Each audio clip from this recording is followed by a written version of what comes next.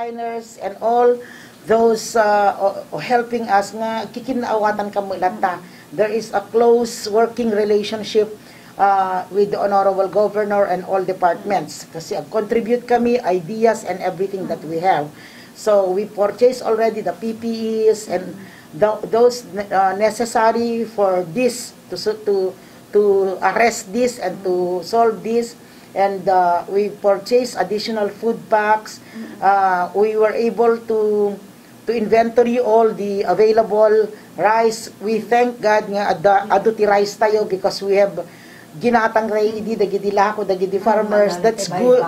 So nga dagiti napinta because multiple purpose again, you are helping the farmers at the same time you are preparing for any shortage like this. So nagatang tayo amin dagiti. So pinili dagiti dadto mga puro rice lang dagiti duma the food packs na. And then after that was amuta yon nga the lockdown madida makarwar. Dapat syempre kanya-kanyang strategy dagiti tapno talaga nga to protect yourself also di karumwaran. So came in the Kadiwa. Of course dagiti nabayag tengar aramiden dagito yan. Nga tultuladong pa dagiti dadto mga LGUs. Even in Manila. And even in Manila, yes. So tatan agsursursuran ta Kadiwa at a very discounted price. 10 to 15% discount. Ngayon ka pa'y idanon. So thank you very much. We should thank the Honorable Governor nga napanuno na amin dagito tatak na tomorrow duantun sa Mandi papanandan we are done with Adams and Dumalag kasi iso ti problema idi kasi madida makastor tabanggin nga mapan because there was also an executive order so napanuno na po gobernador so ijay nga umuna nga mapan so it was a successful activity and then tunubigat at damanan. And then from our resources, aside from the resources of the provincial government, we thank the nakaadung donors. Nakaadung donors and thank you very much. Kadigiyay, amok nga kangkanayon nga agjujus tagnina ni Apo Gobernador and then amok nga tigapuna dagi ma-motivate data makita dano kasano pinagubra dati very young but brilliant governor tayo.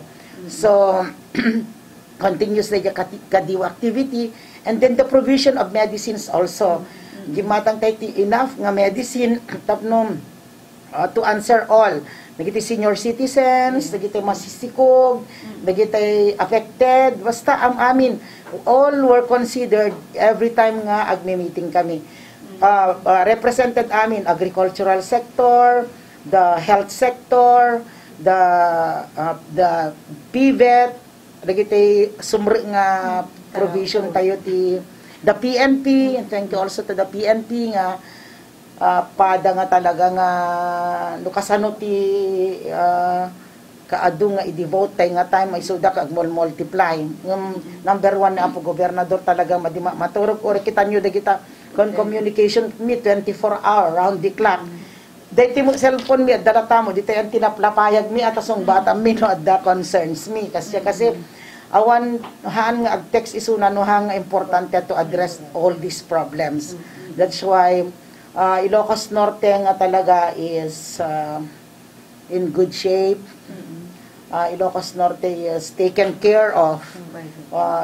One thing nga maditayo. So, in consider pa dagitay how to address dagitay madi mailakon nga produkto. So, deti Kadiwa gatawangan na. And also, the municipalities, the Honorable Governor urged all the municipal mayors nga agdraw the multi-plans how to help their farmers there.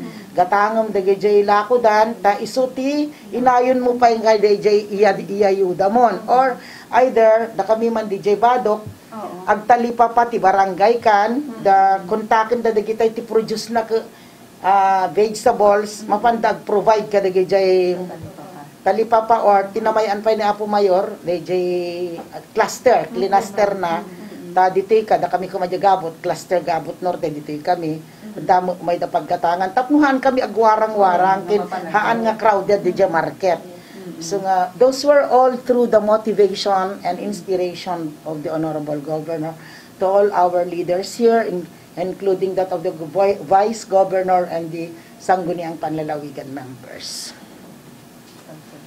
Then the latest executive order that I timon una dijay, an executive order requiring the wearing of face mask, especially in public. Datayo timon una dijay ta awan pa'y nakita, datay nga talaga timuna, kudada, datay kano timuna. So thank you to the Honorable Governor. That is an assurance nga kikitaan na amin nga pagsayatan tayo. And then day mo lockdown, I hope maawatan tayo DJ wise discernment na ni Apo Gobernador. Di lockdown, the compassion nga ko na tayo, compassion for few is not compassion at all. Not my sacrifice is the majority of the residents of the.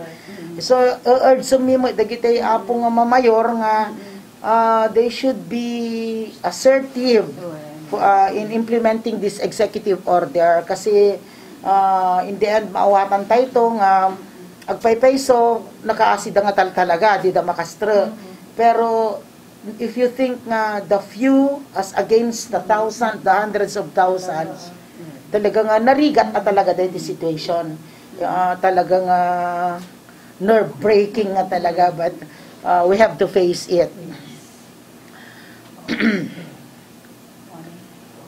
Nagitay ag subli nga residents masapol agyan da jak adamo DILG order nga dapat madida umumay dito kasi DJ dala ta pa lang ag quarantine maawatan ta kumadijay and then rumor ka dito yan make sure nga di ka pa ag subsubli han nga gaputa di da kakayat but it's because we wanted that the virus should not spread.